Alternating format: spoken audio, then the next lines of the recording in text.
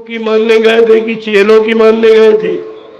तुम गुरु भक्ति करने गए थे कि चेला भक्ति करने गए? ये सब चेला भक्ति कर, सब के सब सब गुरु से, गुरु की शरण से, गुरु की दया से सब अलग हो गए। फिर कहाँ अपने गुरु को पहचाना? अगर पहचाना होता, खाली जमान से कहते रहे हमारा गुरु अनामी महाप्रभु है, हमारा गुरु सर्वसमर्थ है, हमारा गुरु सबसे बड़ा है, हमारा गुरु अपना काम करके जाएगा, जो कुछ बताया उसको सिद्ध करके जाएगा, और थोड़ी देर बाद कह लिए गुरु मर गया। ये सब कहने के बाद कहते गुरु मर गया, तो ये बताओ ये काम करेगा कौन? है कोई सृष्टि में ऐसा? या जिन्होंने प्रचार किया है कि बाबा जी शरीर छोड़ के चले गए, उनसे पूछता हूं क्या उनके वादे तुम पूरे करोगे? और बाबा जी ने कहा क्या, जरा वो भी सुन लीजिए।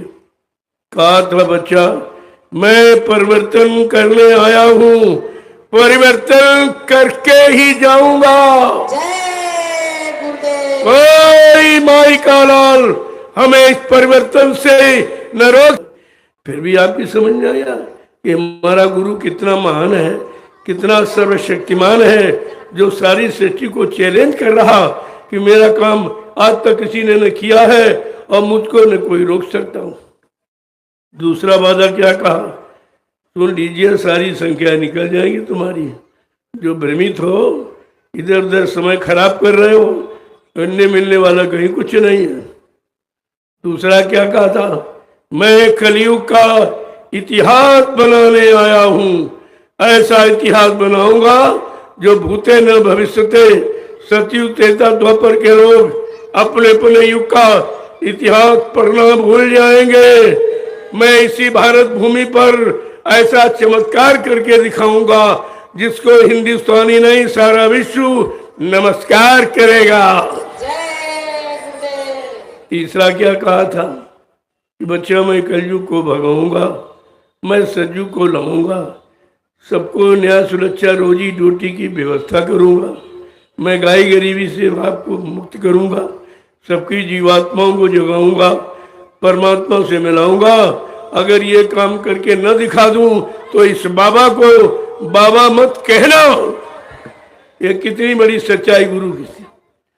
पास बने रहे, मथुरा जाते रहे, यानी खाते पीते लूटते रहे, लेकिन समझा कुछ, एक भी वचन किसी के पास नहीं। इसीलिए 45 करोड़ चेलों में कोई नहीं बच पाया, सब भ्रमित हो गए, सब गुरु को छोड़कर चेलों के पास।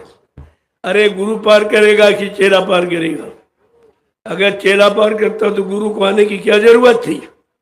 संत गोस्वामी जी महाराज ने रामचरितमानस के उत्तरकांड में क्या लिखा कि गुरु बिन भवनिधि इतर न कोई, और जो बिरंची शंकर समूह होई।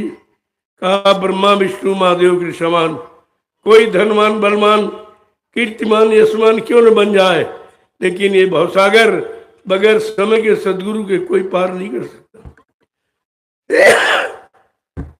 आपको पार जाना है कि यहीं रहना? आपने गुरु किया था पार जाने के लिए कि इस संसार सागर में गोते लगाने के लिए? तो कुछ नहीं हुआ, कुछ भी तो नहीं हुआ अभी। बाबा जी ने यह भी कहा बच्चा अपना परिचय दिया ताकि किसी को शंका न हो कि हम आए वही देश से जहां तुम्हारा धाम, तुम सबको घर पहुंचाना एक हमारा काम।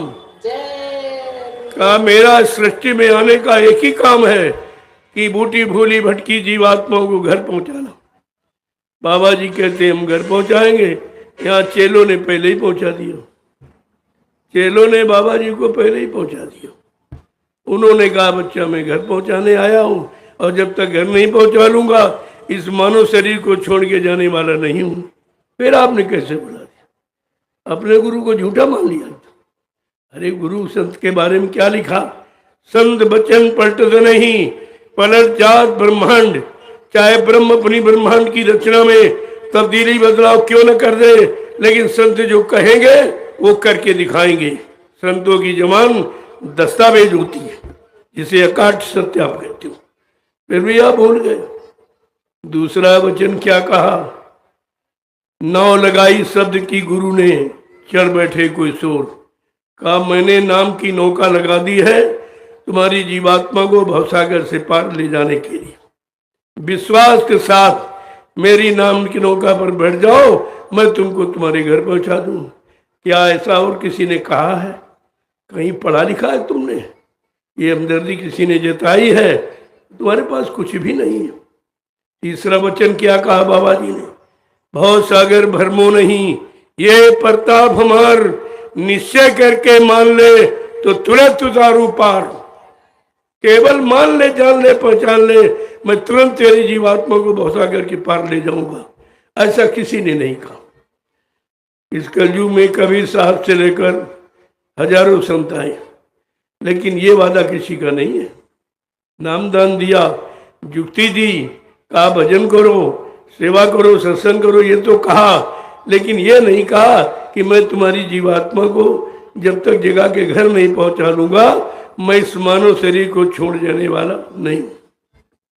इसलिए कहा था न मुझे कोई मार सकता, न मुझे कोई धोखा दे सकता, न मुझे कोई धन दौलत सामान से खरीद सकता। मैं अपना काम करने आया हूं, काम करके ही जाऊंगा।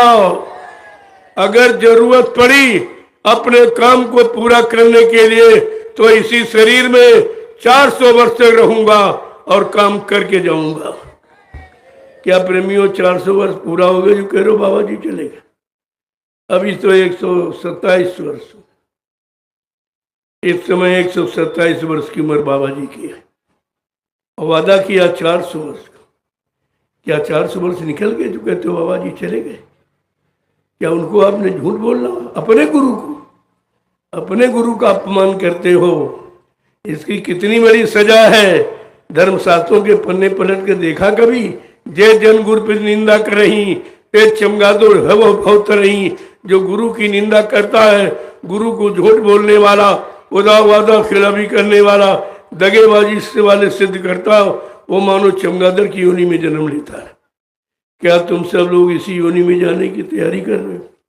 अपने गुरु को, समर्थ गुरु को, अनामी महाप्रभु को फिर तो मर के चले गए। जबकि क्या कहा था आपने कि बच्चा मैं अजर अमर देश से आया, मैं मरने वाले देश से आया ही नहीं हूं, मैं अजर अमर देश से आया हूं। जब तक तुम्हारी जीवात्मा को अजर अमर देश नहीं पहुंचा लूंगा, मैं चैन से बैठने वाला नहीं हूं। जब तक मेरा एक भी जीव यहां रहेगा, मैं बराबर मौजूद रहूंगा। जब मेरे जगाए सारे जीव चले जाएंगे, मैं पीछे से जाऊंगा। और तुमने पहले ही पहुंचा दिया। क्या जीवात्मा जाग गई तुम्हारी?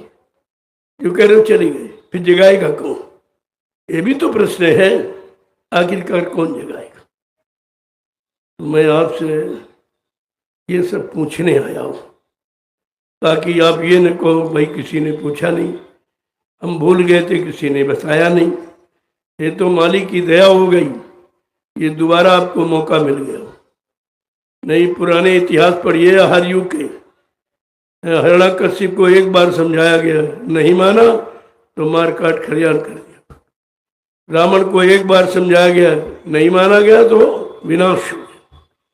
कृष्ण ने यदुवंशियों को और अपने मामा कंस को एक बार समझाया, नहीं माना तो विनाश हो गया। न मानने का परिणाम विनाश है। तुम इतिहास भी भूल गए, न भूतकाल मालूम है, न वर्तमान में गुरु को पहचाना, तो तुम्हारा भविष्य तो अंधकार में है। कैसे बनेगा? इस पर विचार आपको करना चाहिए था। ये तो मालिक की मौज हो गई कि जाओ एक बार फिर से मेरे वचन सुना दो। ये कलयुग के जीव हैं, भोगी विलासी हैं, अल्पायु अल्पज्ञ हैं, इनकी याददाश्तें कमजोर हैं। मालिक ने एक बार दया कर दिया। 18 मई 2012 ये लीला है। मैं 28 मई 2012 को निकल पड़ा। ठीक 10 दिन बाद मैं गुरु की सत्यता को प्रेमियों के कान तक पहुंचाने के लिए निकल पड़ा। सर्वप्रथम मैं दिल्ली पहुंचा। प्रधानमंत्री गृहमंत्री को एक ज्ञापन दिया, ये झूठा प्रचार हो रहा। महापुरुष का इतना मतलब यहाँ इतना बड़ा अपमान हो रहा है। ये मर जाना शब्द किसको प्रयोग करते हैं आप? अपने दुश्मन को।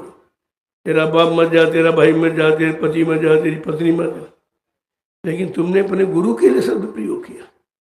तुमको कौन सा नरक मिलेगा? कभी विचारा है? जो कहते हैं, इसीलिए समझा के कहा, गुरु निंदा सुने जो काना, पाप लगे गौ घास समाना। जो अपने गुरु की निंदा करता या सुनता है, उसको तमाम गौओं की हत्या का पाप लगता है। ये तो पाप तुमने सबने किया और अब भी कर रहे हो, आज भी। इस पाप से आप मुक्त नहीं हो। ये तो आपने कहा है। तुम्हारे गुरु का अपमान होता रहा, झूठ कहते रहे, तुमको दिखाया भी नहीं गया, बिना देखे तुमने मान लिया। ये कौन सी तुम्हारी बुद्धिमानी थी? अरे भाई, जब किसी को देख लेते हो तभी उससे संबंध बनाते हो, तभी विश्वास करते हो। क्या तुमने देखा था? मैं ये भी पूछूंगा, जब इन लोगों ने झूठा प्रचार किया कि बाबा जी शरीर छोड़ के चले गए, आप लोग अंतिम दर्शन करने आ जाओ, तो शायद सभी लोग गए होंगे मथुरा। लेकिन सत्य बताना, क्या मथुरा में किसी ने बाबा जी के शरीर को देखा था? नहीं। क्या किसी को दिखाया गया था? नहीं दिखाया गया। फिर आपने मान कैसे लिया? देखे बिन न होए प्रतीति, बिन प्रतीत तो होए नहीं प्रीति। बिना देखे यहाँ किसी से प्यार नहीं होता है, बिना देखे किसी पर विश्वास नहीं होता। और आपने ये क्या किया? ये क्या किया? अपराधी तुम हो, क्यों तुम थे अनेक और वो थे 5। ये 5 व्यक्तियों का खेल है। केवल किसी ने किया कि अगर दिखा दो कि बाबा जी मर गए तो मथुरा का साम्राज्य हमको मिल जाएगा। अरे हमने कहा, भाई मूर्खो, तुम्हें ये ज्ञान नहीं है कि मथुरा की संपत्ति तो 45 करोड़ प्रेमियों की है। ट्रस्ट बना हुआ, ट्रस्ट की जमीन न एक व्यक्ति ले सकता न कोई बेच सकता है। तुमने ट्रस्ट के बारे में कुछ नहीं समझा, और ऐसे व्यक्ति कह रहे हैं जो ट्रस्ट में कुछ नहीं। वो तो ड्राइवर था 2.5-3 बरस का, मथुरा वाला। वो तो सत्संगी भी नहीं है, नामदानी भी नहीं है, शाकाहारी भी नहीं है, गुरु का शिष्य भी नहीं है, और संस्था का मेंबर भी नहीं है, कुछ नहीं। वो कह रहा हम उत्तराधिकारी हो। तुम उत्तराधिकारी बारे में नहीं मालूम कौन होता, कौन बनाया जाता? गुरु का उत्तराधिकारी गुरु का समकक्षी होता है। गुरु के समान आत्मज्ञानी, आत्मा को जगाने वाला, परमात्मा से मिलाने वाला, जीवों के पाप कर्म को मिटाने वाला, वो उत्तराधिकारी होता है।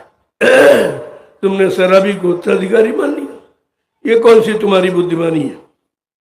वो तो मेंबर भी नहीं सकता। जरा सिद्धांत पढ़िए। मैं एक मौका दे रहा हूं, किसी संस्था के ट्रस्ट को, संगत के समिति के ट्रस्ट को पढ़िए आप, बायलाज को। उसमें क्या लिखा है कि ड्राइवर संस्था का व्यक्ति होता ही नहीं। ड्राइवर प्राइवेट नौकर होता है जो तनख्वाह लेता है, और ट्रस्ट के लोग सेवादार होते हैं, कोई तनख्वाह नहीं, सेवा करते। पहली पहचान तो ये। आज भी वो ड्राइवरी की तनख्वाह ले रहा। अगर अपने को ड्राइवर न सिद्ध करे तो जो रिवॉल्वर सुरक्षा के लिए मिला था बाबा जी की, वो इसका जब्त हो जाएगा, वो चला जाएगा, वो नहीं मिलेगा फिर। आज भी वो ड्राइवर अपने को समझ के ट्रस्ट से तनख्वाह लेता है, आज भी। मैंने एक बात और पूछी, लोगों से पूछा कि भाई ये बताओ, क्या ट्रस्ट में कोई वसीयत होती है? या किसी संत, किसी गुरु ने कभी वसीयत की, ऐसा इतिहास पढ़ा है? संत अपने सामने अपना उत्तराधिकारी बना के और सबसे प्रमाणित करके पूछ के जाता है। ये तो ऐसा खेल किया इन्होंने, सामने तो कोई कुछ बन नहीं पाया। अब ये कि जब तक ये प्रचार नहीं करेंगे कि बाबा जी खत्म हो गए, तब तक हम बन नहीं पाएंगे। पिता की संपत्ति बेटे को जब ही मिलेगी जब मैंने पिता के देहांत बता दिया कि मर गया, तब मिलती। यही काम इन्होंने यहाँ लागू किया कि बाबा जी को दिखा दो कि मर गए और मथुरा का राज हमको मिल जाए। मैंने कहा ऐसा नहीं है, मैं तो 1 इंच जमीन भी नहीं मिलने दूंगा, तो मथुरा संपत्ति की बात करता है। हाँ ये है कि थोड़े दिनों के लिए अंधेर हो सकती, लेकिन प्रेमियों, सत्य कभी पराजित नहीं होता। सत्य तो सत्य है। बाबा जी ने 2012 में होली के कार्यक्रम में आप जो गए हो गए तो आपने संदेश सुना होगा कि आगे समय आ रहा, मैं दूध का दूध पानी का पानी कर दूंगा। बस इसी पर इन लोगों ने योजना बनाना शुरू कर दिया कि अब बाबा जी हमको निकाल देंगे, अब सबको भगा देंगे, एक नया अभी नई संगठन तैयार करेंगे। इस पर इन लोगों ने रात में मीटिंग किया और पहले तो इन लोगों ने जहर दिया। कितनी बार जहर दिया ये भी तुमने आंख से देखा है। जब सत्संग स्थल में एक चार्ट लगाया गया था, चार्ट, उस चार्ट में जहर की पुड़ियां चिपकाई गई थी, आपने सबने देखा था। जब पूछा गया कि स्वामी जी महाराज ये कहाँ से आया, कहा बच्चा सब मेरे शरीर से निकला है। कहा किसने दिया, कहा सब इन्हीं लोगों ने दिया। बताइए, जिसका जहर नहीं कुछ कर पाया, मैंने कहा जहर भी जिसका कुछ नहीं कर पाया वो इंसान है कि भगवान का भगवान है। तुम इतना भी नहीं समझ पाए। जब ये चाल इनकी नहीं चली तब दोबारा 7 मई को इन्होंने फिर एक मीटिंग किया और मेदांता में बाबा जी का 1 करोड़ का सौदा किया गया। 1 करोड़ का। वहां डॉक्टरों से कहा या तो जहर दे के मार देना या जो विदेशी डॉक्टर आते हैं वो अपने हवाई जहाज से ले जाए, अपने देश में मार के फेंकवा दें। ये है शिष्य। ये शिष्यों को देखिए आप, जो गुरु का नहीं हुआ वो तुम्हारा क्या हो जाएगा। जिसने गुरु को नहीं बख्शा क्या तुमको बख्श देगा। इतना तो आपको याद रखना ही चाहिए था, लेकिन आपने कुछ नहीं रखा। मैं उसी समय से इस सत्य को खोल दिया, ये सब झूठ है, कहीं कुछ नहीं। मैं भी साथ था। सच्चाई जानने के लिए क्या कर रहे हैं ये, क्या इनका मकसद मतलब है। जब पूरा खेल देखा तब मैंने उजागर कर दिया। 28 मई से मैं बराबर प्रचार कर रहा हूँ सारे हिंदुस्तान में, गुरु की जानकारी दे रहा हूँ। और उस मेरे प्रचार का आधार क्या है, गुरु उसी शरीर में जीवित हैं, ये आधार हमारा है। जो कहते गुरु चले गए ये दुर्भाग्य तुम्हारा है। समर्थ मालिक कभी मरता नहीं है। अपनी इच्छा से आए, अपनी इच्छा से जाते हैं, न कोई भेजता है न यहां से कोई उनको भेज सकता। तभी कहता बच्चा, न मुझे कोई मार सकता है, न मुझे कोई धोखा दे सकता, न मुझे कोई धन दौलत सामान से खरीद सकता। मैं अपना काम करने आया हूं, काम करके ही जाऊंगा। अगर जरूरत पड़ी अपने काम को पूरा करने के लिए तो इसी शरीर में 400 वर्ष तक रहूंगा और काम करके ही जाऊंगा। क्या आप सब भूल गए? फिर आप मथुरा जाते, क्या क्या करने जाते थे, क्या करने जाते। और एक दिन नहीं 60 साल आपको सुनाया है। 10 जुलाई 1952 से 2012 ये सब एक एक वचन सुनाया गया। एक प्रमाण और आपको दे दूं। बाबा जी ने कहा कि मैंने 3 साकेत महायज्ञ किए। पहला साबरमती अहमदाबाद, दूसरा काशी बम्बोले अयोध्या का, और तीसरा काशी बम्बोले नगरी का। और कहा बच्चा चौथा यज्ञ अभी बाकी, जो सतयुग आगमन का होगा वो यज्ञ में किसी पुरानी धार्मिक नगरी में नहीं करूंगा, पुरानी धार्मिक बड़ी नदी किनारे नहीं करूंगा, बड़े बड़े शहर कस्बों के किनारे नहीं करूंगा। एक बियाबान जंगल में छोटी सी नदी होगी, उस मैदान में 10 करोड़ प्रेमी इकट्ठा होंगे। चेले कितने हैं? 45 करोड़। बाबा जी ने पहले ही छटनी कर दी कि जब तक चौथे एक का समय आएगा 10 करोड़ प्रेमी ही बचेंगे। सब शंका संदेह भूल भ्रम, सब स्वार्थी लोभी लालची, कोई स्वार्थ के लालच में, कोई पद के लालच में, कोई पैसे के लालच में, सामान के लालच में, सब इधर उधर भटक जाएंगे। 10 करोड़ प्रेमी उस मैदान में इकट्ठा होंगे, तब मैं सतयुग आने की तारीख की घोषणा करूंगा। ये सब कहाँ हुआ? कुछ भी किसी की शुरुआत नहीं हुई। हाँ, ये प्रेमियों ने जाने की शुरुआत की, कोई काम हुआ भी नहीं। कहते बाबा जी चले गए। हमने कहा फिर करेगा कौन, ये भी तो बताओ। तुम कहते हो बाबा जी उत्तराधिकारी बना गए, बाबा जी वसीयत कर गए, और बाबा जी मतलब हमको नामदान का पावर एक कहरा दे गए। तो ये बताओ कलयुग भगाना सज्जू लाना ये किसको कह गए? ये कौन करेगा? न्याय सुरक्षा रोजी रोटी पूरे विश्व को कौन दिलाएगा? ये भी तो बात बताइए आप। कहने का मतलब है सच्चाई कभी छिपती